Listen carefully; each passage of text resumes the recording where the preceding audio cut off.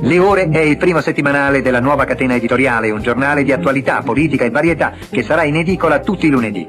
Subito dopo, a conclusione di una lunga ricerca di mercato, un altro settimanale comparirà in edicola, Lei Donna, il giornale nuovo per la donna nuova. Quindi il mensile Playbay, libro oggetto dedicato al relax. Bentornati nella soffitta di Pippo, il nostro rifugio segreto dove i ricordi non si archiviano, si accarezzano lentamente. Oggi vi porto ad aprire un cassetto speciale di quelli che frusciano appena li tocchi, che profumano di carta stampata, di audacia e di libertà. Un cassetto che ha fatto battere forte il cuore di un'Italia intera. Oggi parliamo di Le Ore, quando per provare un brivido si scrogliava. Prima di iniziare, fate una cosa semplice ma importante. Iscrivetevi alla soffitta di Pippo, attivate la campanella. Fatto? Perfetto. Ora possiamo davvero cominciare. Immaginate un'Italia senza internet, senza smartphone, senza contenuti a portata di dito. Un'Italia in cui il desiderio si cercava in edicola, con un po' di timidezza, uno sguardo veloce intorno e una rivista infilata sotto il giornale sportivo. In quel mondo lì, Le Ore non era solo una rivista, era un rito.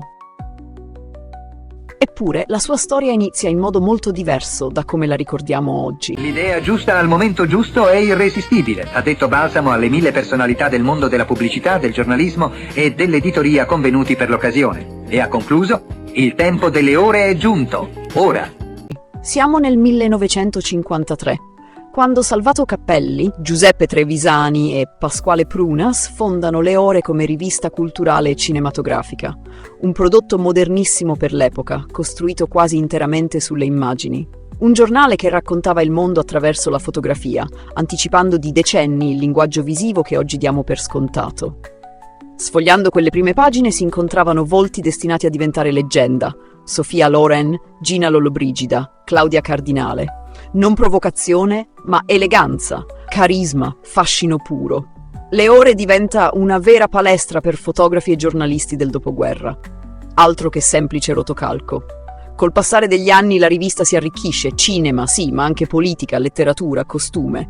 Le Ore diventa uno specchio dell'Italia che cambia, che cresce, che inizia a guardarsi senza più abbassare gli occhi. Poi, nel 1967, il silenzio. La testata chiude, sembra la fine di tutto. E invece è solo una pausa prima del colpo di scena. Perché qui entra in scena Saro Balsamo. Editore visionario, provocatore naturale, uomo capace di intuire il desiderio prima ancora che il pubblico lo confessasse. Balsamo inventa i giornali per soli uomini, una sfida aperta alla censura e alle convenzioni sociali degli anni 60. Nel suo ufficio di Milano, Saro Balsamo, inventore della fortunatissima formula dei giornali per uomini, prepara un trapianto di curiosità sulla stanca industria editoriale italiana. Servendosi delle più aggiornate tecniche di produzione e dei migliori talenti, Saro Balsamo lancia ora sul mercato una nuova catena di rotocalchi con un apparato completamente nuovo. I suoi giornali sono programmati con i computer. Nascono testate come Men, ufficialmente pensate per un pubblico maschile, anche se, diciamolo sottovoce, le leggevano anche moltissime donne. La sua vita è un romanzo fatto di cadute e risalite, problemi giudiziari, l'allontanamento forzato, la clamorosa rottura con Adelina Tattilo, che gli sottrae la casa editrice. Ma Balsamo non si arrende. Si trasferisce a Milano, riparte da zero e acquisisce proprio Le Ore. Ed è qui che tutto cambia.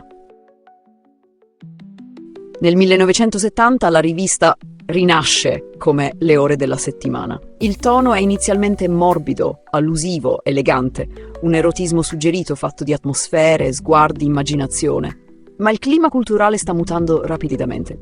L'Italia degli anni 70 vive una trasformazione profonda. Cadono tabù, cambiano le leggi, si allargano i confini del consentito. Nel febbraio del 1977, con norme più permissive sul buon costume, Le Ore compie il grande salto e diventa una rivista a luci rosse, una svolta che segna un'epoca. Mancano immagini nazionali? La redazione guarda oltre confine.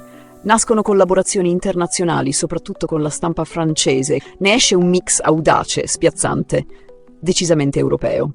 A guidare questa trasformazione c'è Maria Iatosti, direttrice determinata che accompagna Le Ore verso una fase senza ritorno. La rivista non è più solo un prodotto editoriale, diventa un simbolo di libertà espressiva. Il momento iconico arriva nell'inverno del 1983 con l'ingresso di Ilona Staller, alias Cicciolina. Lo slogan è indimenticabile: Le Ore, il settimanale che scotta. Non è solo pubblicità, è una dichiarazione di intenti. Con Cicciolina, Le Ore consacra la figura della star dell'intrattenimento per adulti in Italia. E dietro di lei arrivano nomi che fanno discutere e sognare. Marisa Mel, Paola Senatore, Patti Bravo, Minnie Minoprio, Caril Schubert. Volti celebri che attraversano le sue pagine, lasciando un segno profondo nell'immaginario collettivo. Nel 1987 arriva un'ulteriore rinascita grazie a Moana Pozzi. Elegante, colta, magnetica, Moana ridà slancio alla rivista e l'accompagna fino ai suoi ultimi anni di splendore. La sua scomparsa lascia un vuoto enorme sulle pagine e nel cuore dei lettori. Poi arrivano gli anni 90. L'home video cambia le abitudini, internet rivoluziona tutto, la carta fatica a competere. Nel 2000 Le Ore chiude definitivamente. Ma non è una sconfitta, è la fine naturale di un ciclo, perché Le Ore ha lasciato un'eredità potentissima. Ha sfidato la censura, raccontato il desiderio senza ipocrisia, accompagnato l'Italia in uno dei suoi passaggi più delicati, quello dalla repressione alla consapevolezza. E ora lo chiedo a voi soffittari, che ricordo avete di Le Ore? Vi incuriosiva, vi affascinava, vi faceva arrossire? Scrivetemelo nei commenti, lasciate un like se questo viaggio vi è piaciuto e iscrivetevi alla soffitta di Pippo per non perdervi le prossime storie. Qui il tempo passa, sì, ma certi miti restano. Ci vediamo alla prossima, sempre qui, sempre in soffitta.